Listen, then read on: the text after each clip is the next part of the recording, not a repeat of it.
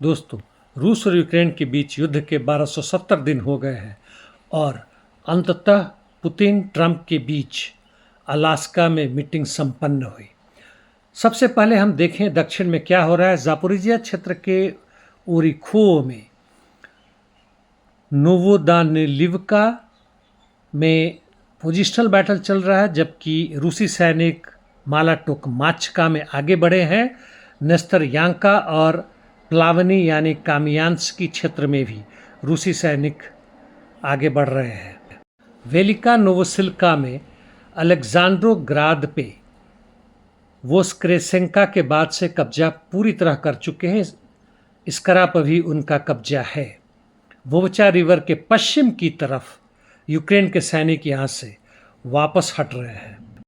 पोक्रोवा क्षेत्र में रूसी सैनिक रोडिंस्की के उत्तर और उत्तर पूर्व में आगे बढ़े हैं, जबकि अन्य क्षेत्रों की बात कहें तो यूक्रेन का दावा है कि उनके काउंटर अटैक ने रूसी गति को और आगे बढ़ने की क्षमता को रोक सा दिया है और डिफेंस लाइन को मजबूत किया है।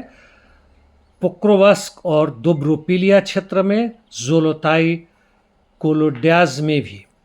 यदि आपको याद हो तो 2 दिन पहले ही मैंने कहा था कि रूस के DRG यानी रिकोनेसेंस एंड सबोटाज जो छोटी छोटी टुकड़ियों में आते हैं, वो पोक्रोवस के अंदर और उसके उत्तर में दोब्रोपिलिया या कॉन्स्टांटिन्यूका की तरफ जो बढ़े हैं, संभवतः वह वहाँ पे अपनी स्थिति मजबूत ना कर सकते हैं।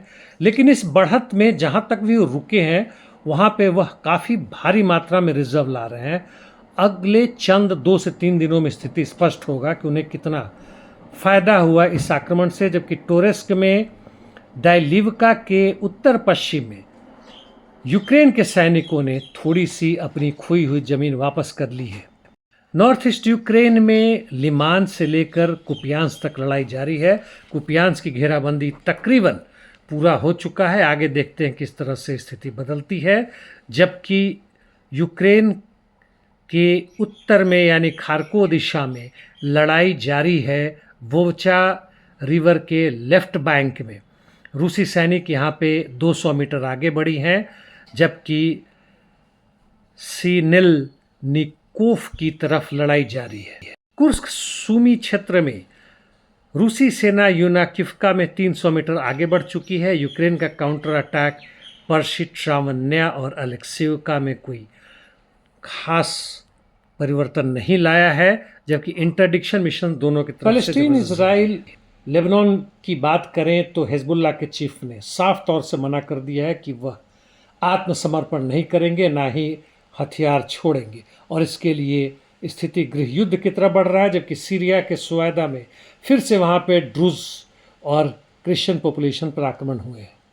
गाज़ा में IDF का ऑपरेशन उत्तर और दक्षिण दिशा में जारी है, जबकि हमास ने एम्बुश किया है IDF के ठिकानों पर पूर्वी गाज़ा में और सफलता मिली है। कितने घायल या मरे हैं IDF के सैनिक, यह पता अभी नहीं चल पाया है। पुतिन और ट्रंप के बीच के वार्ता का क्या असर हुआ या क्या निकला, तो सबसे पहले बताऊं कि जहां तक युद्ध बंदी की बात है वहां कुछ खास नहीं हुआ है। हालांकि दोनों नेताओं ने कहा है कि बातचीत बड़ा ही प्रोडक्टिव रहा है, यानी सफल रहा है। ट्रंप ने पुतिन को 1 से 10 के स्केल पर 10 नंबर दिया है, जबकि पुतिन ने ट्रंप की प्रशंसा की। कहा कि बाइडेन के समय में स्थिति बहुत खराब हो गई थी, यदि ट्रंप उस समय राष्ट्रपति होते तो युद्ध नहीं होता। मिडिल ईस्ट पर शायद उन लोगों ने कोई चर्चा नहीं की है।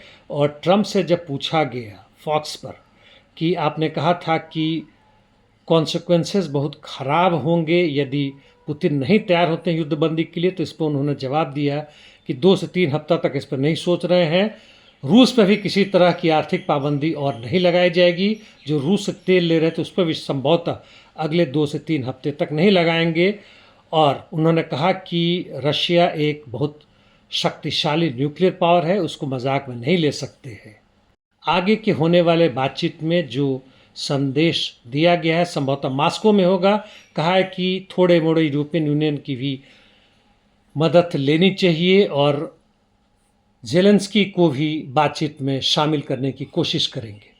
बातचीत के दौरान पुतिन ने अपने पुराने एजेंडे रखे हैं और इससे यह नज़र आता है कि रशिया जिसे आइसोलेट करने की, अकेला करने की कोशिश थी, पश्चिमी देशों की वह सफल नहीं हुआ है। हालांकि E3 यानी जर्मनी, फ्रांस और यूके ने कहा है कि यूक्रेन के खिलाफ में किसी तरह के अस्त्र शस्त्र की पाबंदी नहीं होनी चाहिए।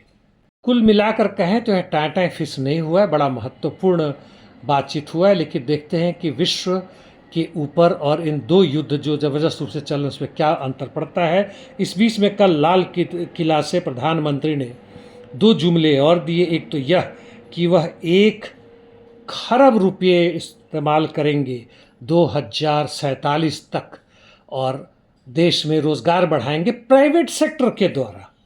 यानी पिछले 11 वर्षों में जो उनका वादा था कि हर साल 2 करोड़ नौकरी पैदा करेंगे, उसके ऊपर मिट्टी डाल दी गई। और दूसरी बात यह है कि बातचीत में वो आरएसएस की प्रशंसा करते हैं, जो कि वास्तव में भारत की स्वतंत्रता का उन्होंने विरोध किया था। बस, धन्यवाद।